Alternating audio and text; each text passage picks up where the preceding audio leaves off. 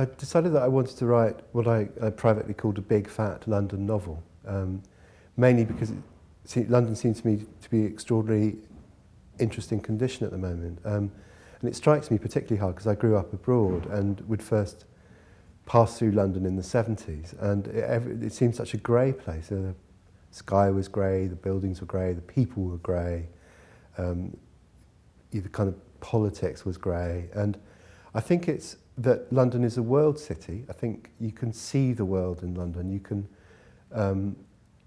feel the global currents running through the city. That's partly a reflection of its just ethnic diversity now, partly a reflection of the world being so much interconnected and London being at the centre of lots of very important networks.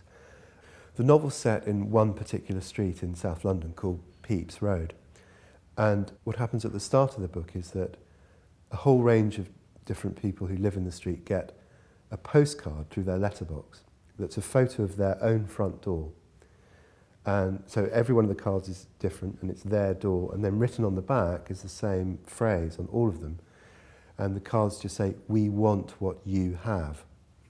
And so the novel begins with the range of different reactions of the characters to these things. Some of them think it's an estate agent scam.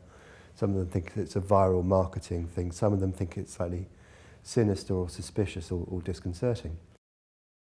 One of the things that really interests me about cities is, and it's very apparent in London, is the whole idea of community that politicians talk about a lot.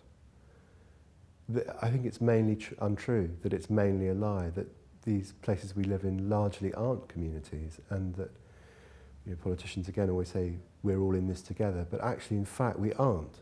Our lives barely interact and barely intersect at all. And one of the things I wanted to write about in Capital was the fragility and tentativeness of the way in which we interact with each other, and the lightness with which we kind of pass each other in the street and kind of barely glance off each other's lives. And so the book brings these characters together through the fact that they're getting these postcards and through the fact that there's a mystery linking them and a narrative around which all their different stories gather.